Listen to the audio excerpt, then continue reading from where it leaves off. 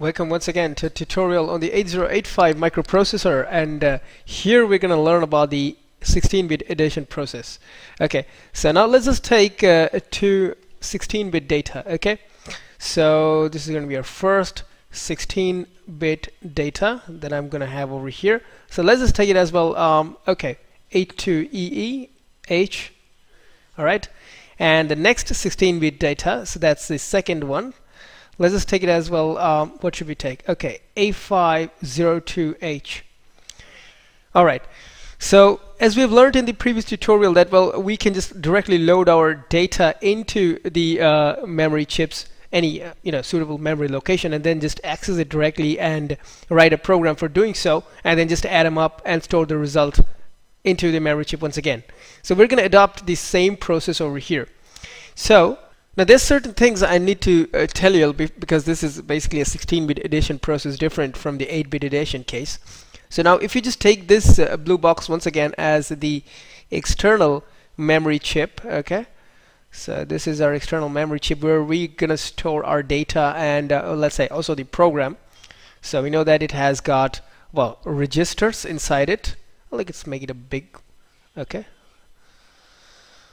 Okay, so these are the corresponding registers, and let's say that the memory locations, well, they just begin from 0000H to 3FFFH.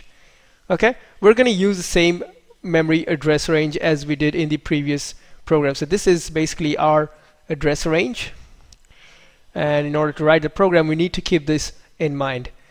Okay, so now what we're going to do is that since this is basically a 16-bit data, and well, we shall basically assume that they are already pre-stored. Okay, they have been already stored in external memory chip. Okay, so they are already stored in external memory. All right, so whenever 16-bit data are stored into such memory chips, and that this chip has certain registers, where each of these registers concerned are basically, well, 8-bit registers. So we're going to use such a memory chip with the 8085 microprocessor. So in order to store a 16-bit data into such a chip, what the process, how this data is stored, that is very important. So this 16-bit data is basically broken down into two groups of 8 bits. Okay, so the lower order 8 bits are stored first. Okay, that is EE. Okay, and next comes the higher order, okay, 8 bits, that is 82.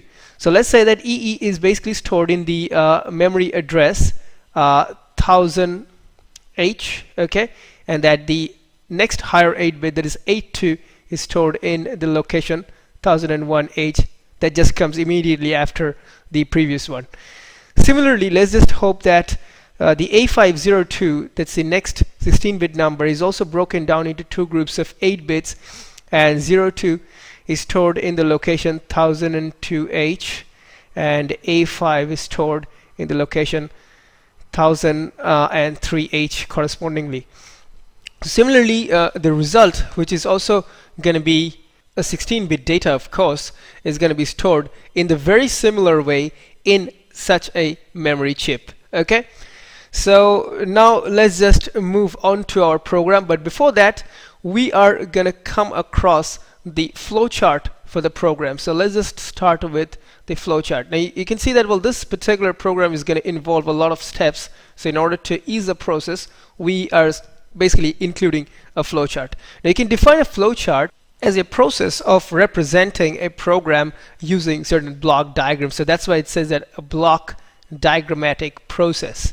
Okay, so the flowchart basically begins with a start or stop block. So here we have the start block. So there you go. And after that we have some directional arrows that just show us the direction in which the sequence of the program flows. Okay, next we are supposed to have a statement block. Okay, let's make it a bigger statement block. Now what we are supposed to do is that, well, we are supposed to load these data, these 16-bit data, okay, that's our operand. So these two data are basically our 16-bit operands, okay, that will be added up. So we are supposed to load our operands into the corresponding registers of the microprocessors. And since they are 16-bit data, so we need to basically load them into register pairs. Since each general purpose register in the 8085 microprocessor just contains they are just 8-bit registers only. So we are going to use the concept of using register pairs in order to execute a 16-bit addition process. So the flowchart goes somewhat this way. So we need to load the data. Okay, so load the operand data. Okay, so I'm going to write that down over here. So load operands 82EE and A502, okay, in 8085 registers. Okay, so that's basically what we do. And after that, what would happen is that we are supposed to add them up. Okay, so again, we'll have a statement block. So add 82EE and A502. Okay, and after that, after the addition is over, we're supposed to monitor whether there's a carry bit being generated or not. So we're going to have a diamond-shaped block after this. Now this diamond-shaped block is basically known as the decision block. Okay, so is there a carry? So that's what it's going to monitor. Okay, so is there a carry? Okay, so don't mind my writing, it's awful, I know. So is there a carry? So now this is basically going to lead us to two ways. So one is yes and the other is no. So if there is a carry, then what it should do. If there is no carry, then what? Okay, so if there is a carry, then what it should do is that it would just record and store the carry. Okay, so it would just record and store carry bit. Okay, and after that it would just store the 16-bit result. Okay, so store 16-bit result.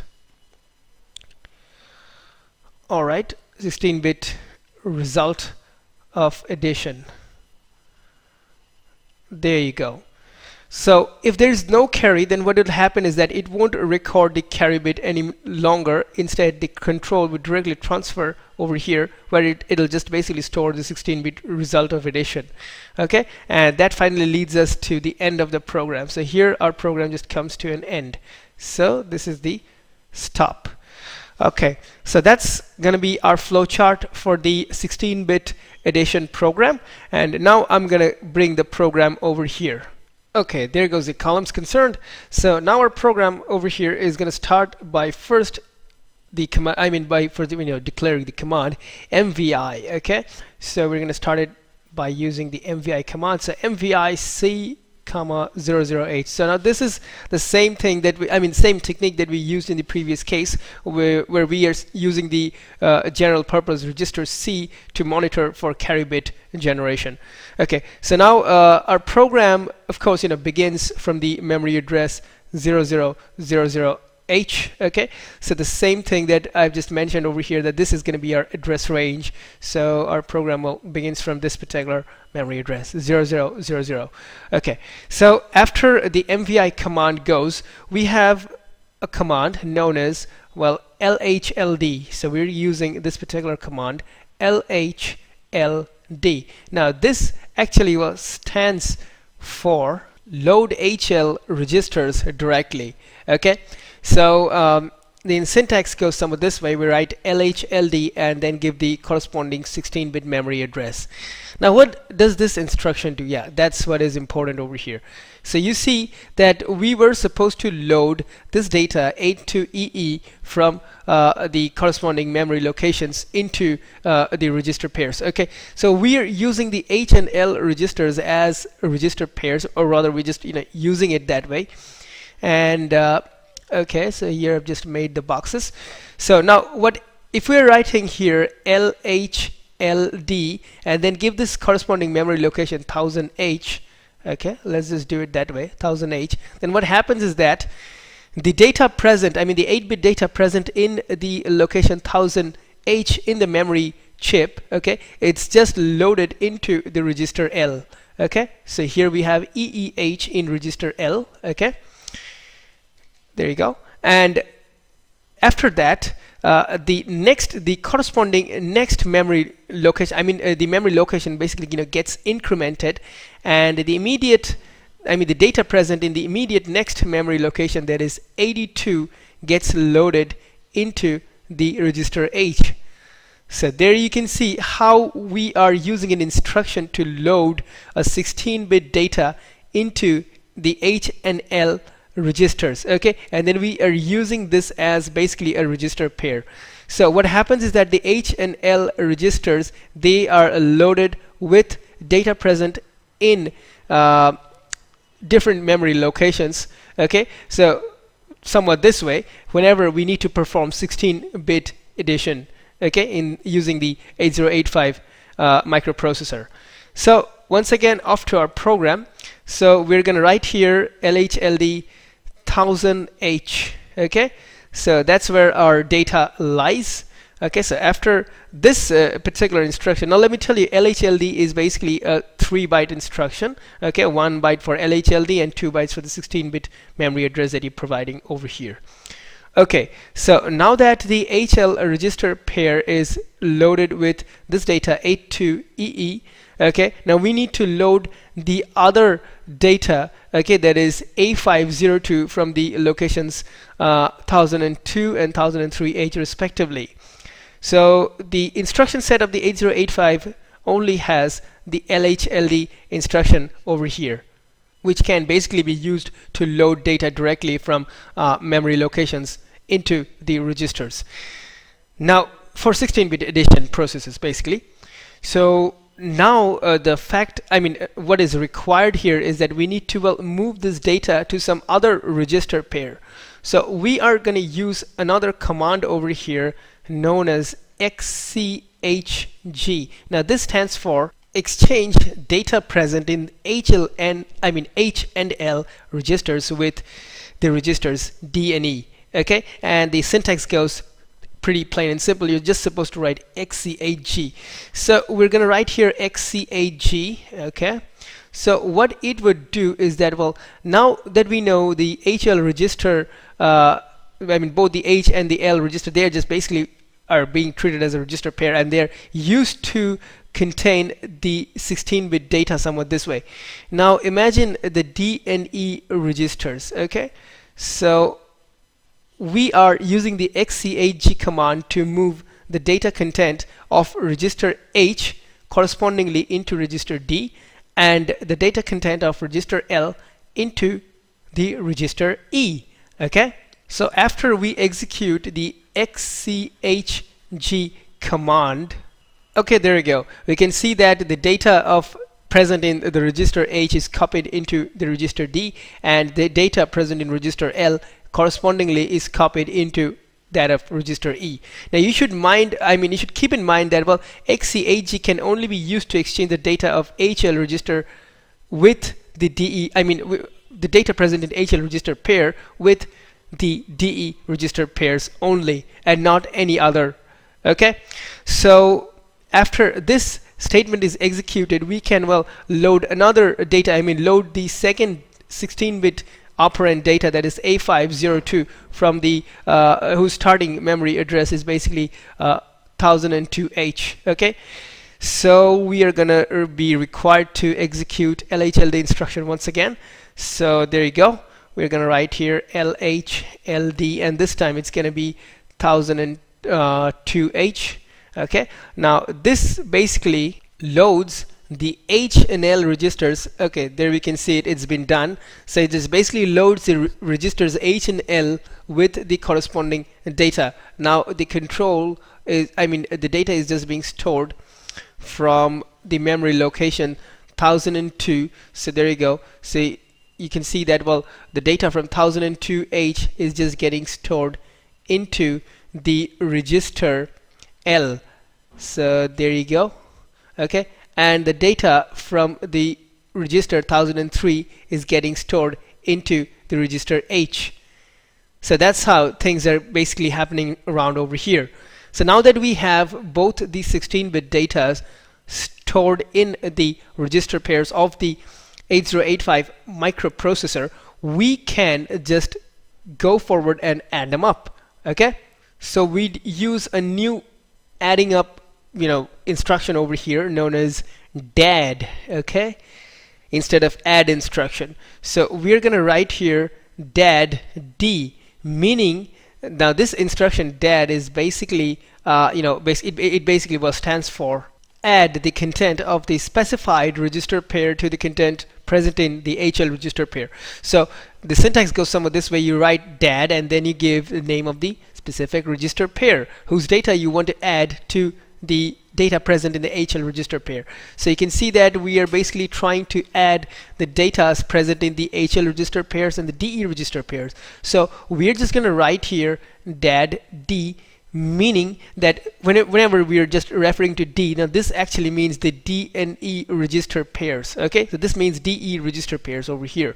So whenever we're just declaring this statement, it is just adding the data that is A2EE present in the register pairs DE to the data that is A502 present in the HL register pairs correspondingly. And after this instruction gets executed, the result of this instruction is also going to be stored in the HL register pairs itself. So we have the dad instruction over here, adding the data present in the HL register pair to the data present in the DE register pairs, and that's why we are supposed to declare it this way, dad, and then give the the name of the specific register pair. So here dad D basically stands for the DE register pairs, as I said, and well, we are now just using this instruction to add the contents that is A2EE present in the DE register pairs to to the data A502 present in the HL register pairs correspondingly, and the result of this addition is going to be stored in the HL register pairs also. Now I'd like to point out over here that the result of addition of these two data, okay, that is A2EE and A502, the result is, well, I'm just going to write that down over here. It's going to have a result of 27F0, okay, it's going to have a result of 27F0H, and plus there would be an overflow carry bit. So here it would have a carry bit of 1. So okay, let's just write down over here. So this one is going to be our carry bit.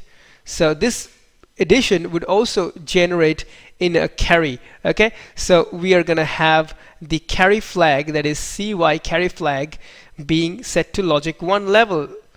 Okay, so now we're gonna monitor for carry in the program itself. So let's jump into the program. So after the dad instruction is executed, the HL register pairs, okay, there you go. Now as you can see here, it just stores the result. So this is basically the result of the addition process, that is 27F0, and the carry bit is just present in the carry bits generation basically sets up the carry flag. Okay, so now that we have the results stored over here, okay, in the HL register pairs, we're gonna monitor for carry generation. So we are gonna use the conditional jump statement once more. So we're gonna write here, okay, that's JNC. So there you go, JNC, and then okay, specify a level. Okay, that's level J1. I don't know where it's gonna jump. So let's just take, for example, that the addition doesn't result in any carry bit. So the condition for the JNC, that's jump on no carry statement, is true if there is no carry. So let's just hope that there is a carry. Now we know that there will be a carry in this case. So if that's so, then we're going to write here INRC, just incrementing the content of the register C, which was just designated, which was previously 00H. So the register C was actually holding, okay, the register C was actually holding a data of 00H, but now it's changed to, as you can see, 01H due to the carry bit being generated. Okay, and the way we have just wrote our code reflects this in the content of the register C. Okay, so now that we have monitored for carry, now we're supposed to store our result. So we're going to use a statement, a command here known as SHLD.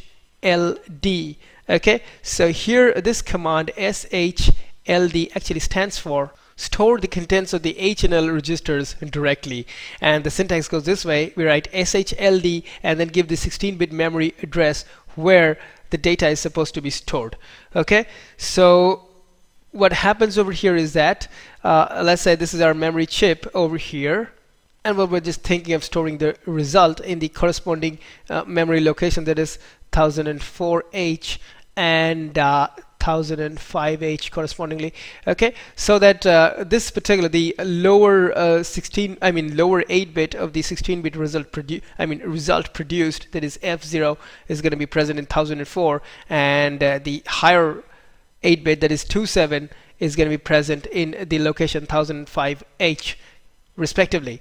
So we're trying to store the result in the two corresponding 8-bit registers of the external memory chip somewhat this way, and that's why we're using the shld statement. Now we're going to specify the location 1004H in order to declare the shld instruction, so that the lower order 8-bit of the 16-bit result produced is going to be stored in the 1004H, that's the specified memory address, and it'll just be incremented, and then the data content of the HL register pair, that's the higher 8 bits of the 16-bit result produced, is going to be stored in the location 1005H correspondingly.